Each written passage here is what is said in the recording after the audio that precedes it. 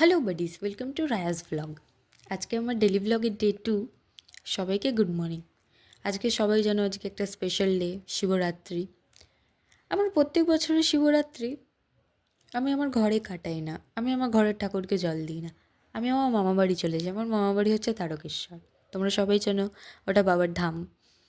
ওখানে জল ঢেলে ঢেলে এমন একটা অভ্যাস হয়ে গেছে, বাবাকে প্রত্যেক বছরে সাজাই না, ওইটাই একটা আলাদা অভ্যেস হয়ে গেছে। এমনি জল ঢেলে চলে আসতে ভালো লাগে না, বাবাকে ঘি দুধ দিয়ে চান করিয়ে সাজিয়ে ওই যে একটা মনে একটা ফিলিংস, যে স্যাটিসফ্যাকশান লাগে, ওই স্যাটিসফ্যাকশানটা এমনি জল ঢেলে তো পাওয়া যায় না। চলো, আমি তো আজকে উপোস রয়েছি, আজকে তো জল ওই ড্রিঙ্ক প্রত্যেক দিন যেটা খাই সেগুলো তো খেতে পারবো না। চলো ব্রাশটা আগে করে ফেলি। ফ্রেশ হয়ে গেছি, যেহেতু মামার বাড়ি যাবো। দেখো মুখে কত ফেশিয়াল হেয়ার, সব রিমুভ করে নিই, তাহলে তো দেখতে সুন্দর লাগবে। দেখো কেমন ভূতের মতন লাগছে, এক গাদা পাউডার মেখে নিয়েছি। অনেক সবাই ফেশিয়াল হেয়ার রিমুভ করার আগে অ্যালোভেরা জেল, নালে তারা যারা যেগুলো জিনিস লাগায় সেগুলো তারা লাগিয়ে রিমুভ করে, বাট আমি পাউডার লাগিয়ে রিমুভ করি। চলো সাবধানে ভালোভাবে রিমুভ করে নিই, নাহলে কাট লেগে গেলে অসুবিধা হয়ে যাবে। কাট লেগে গেলে এমন অসুবিধা, ফেস ওয়াশ করতে গেলে এত জ্বালা করে, ভীষণভাবে জ্বালা করে। ফেশিয়াল হেয়ার রিমুভ করার সময় ফোকাসটা ফেসের ওপরেই রাখতে হবে, এদিক ওদিক একটু সরলেই হালকা কাট লেগে যায়। কাটটা লেগে গেলে পরে যেন কি বাজে লাগে যখন জিনিসটা শুকিয়ে যায়। দেখুন আমার গালের কাছটায় হালকা একটু কাট লেগেছে, আর চিনের কাছটায় হালকা লেগে গেছে কাট। যেহেতু আমি তাড়াতাড়ি বেরোবো, আমাকে সকাল সকাল স্নানটাও করতে হবে।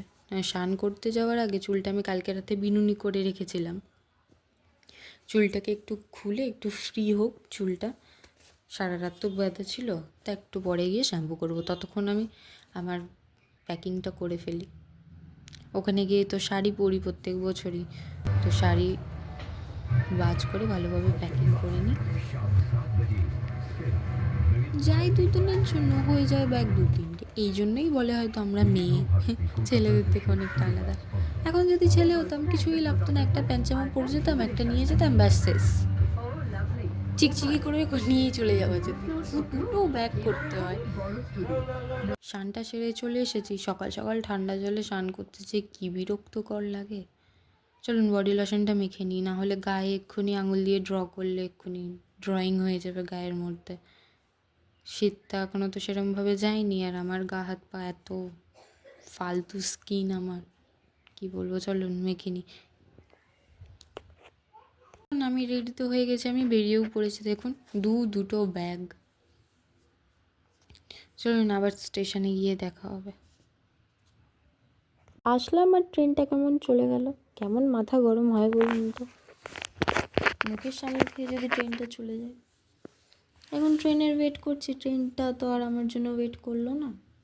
মুখটা কেমন আমার শুকিয়ে গেছে জল না খেয়ে।